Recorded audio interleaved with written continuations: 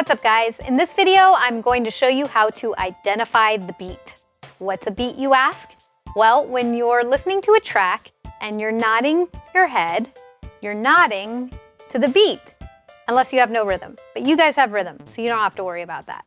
So I'm just going to play a track here. I'm already just nodding my head naturally. And these are the beats that we're going to end up counting in later lessons. So when you're listening to music, I'm sure, especially if it's music that you like, you're nodding your head. So you've done this before. It's not rocket science. Now, you don't have to listen to every drum sound or every sound that you hear and nod your head to every sound or every drum.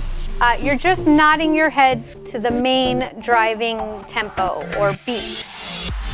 So if you notice, it just broke down there, but I was still nodding my head. It's like a consistent head nod or beat. And this head nod is what dictates the tempo of the track, or the BPM. Now, BPM stands for beats per minute, and it's all the beats that happen within a minute, and that sort of dictates or not sort of, it definitely dictates the tempo of the track, how fast or slow it's produced at. And in a later lesson, I'm going to show you how to count BPM, but just so you know, that's what that means. So with a house track, let me get back to the beginning. You'll notice there's a kick drum, like a bass drum on a drum set. It's called a kick drum, and that's happening on every head nod, or usually happens on every head nod, unless it breaks down. But usually on the intro, the main part of the song, and the outro, you're gonna have that kick drum on every head nod, okay? And house music is also called 4 on the floor. That's a nickname for it, and it's because there's 4 beats in a bar, and we're going to go over this in a later lesson, but that's how you count beats. So it's 1, 2, 3, 4. You're counting 1, 2, 3, 4 on every head nod. So it's 4 on the floor on the dance floor. Okay?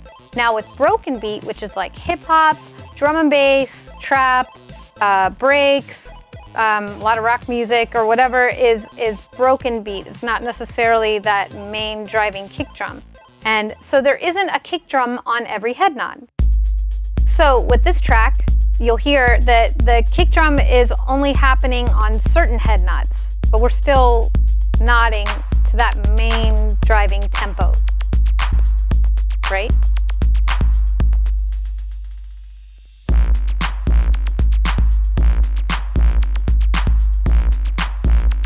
So you are still nodding when a rest happens, or when you're not hearing that kick drum.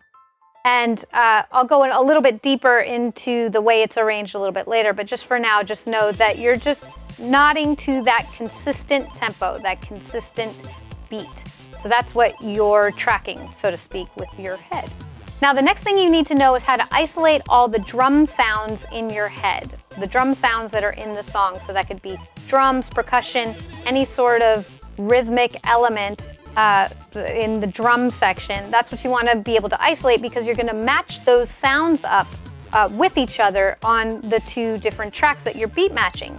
So if I'm listening to house music, which, like I said, we have the kick drum on every beat, every head nod, and it's 4 on the floor. So if I'm mixing another house track in with it, I'm probably going to be listening for the kick drums in the other song to match those beats up. Now, if the kick drum drops out, if there's a breakdown, then I'm going to latch on to another rhythmic sound that's keeping that tempo, and in order to match that kick drum up that I'm bringing in with this side. Now with broken beat, the kick drums aren't on every beat. So I may be listening to the kick drums, which usually falls on 1 and 3. Typically the snares are on 2 and 4. So here's an example. 1, 2, 3, 4, 1, 2, 3, 4. And there's some variations with that. This one has a little bit of a swing to it, so it's not exactly on 3, but you get the idea. It's not on every beat. So in this case, with broken beat, I'm usually listening for the snares to match those up, because the snares are usually always on 2 and 4, and that's pretty consistent. And if it drops out, then I'm going to listen for another rhythmic sound. Now, this is how you can learn to isolate those sounds in your head so that you can just hone in on that one sound, even when all these other sounds are happening at the same time with the song. The first is how you learn where the frequencies sit. So the way you do that is just to play around with the EQ. So I have this house track here. And so we have the highs, the mids, and the bass. And this will be just a bit of a review. So if I turn the bass and the mids down, you'll just hear the highs, which are the high frequencies, like the hi-hats, cymbals, really high-pitched sounds. So you hear that, yeah? And then the mids are the mid-range. So you're gonna hear a lot more of the snares or claps that you're hearing in there. So let's get it back to the beginning here. So you hear that, right? It's kind of like a clap or a wood block or something like that. And then the lows are the bass. So you're hearing that driving kick drum on every beat. So here is an example of the broken beat track. Let's do the bass first. So now we're isolating that kick drum sound. So now we know what that sounds like. Here's the mid-range, getting those claps in there on 2 and 4. And then the treble,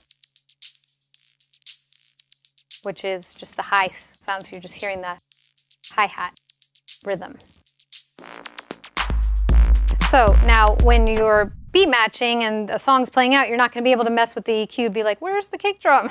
But this is just a practice technique so that you can learn what you're listening for and then be able to then listen to the song in its entirety with all the instruments playing at once and know that's the kick drum, that's the clap. So right here, I'm listening to kick drum.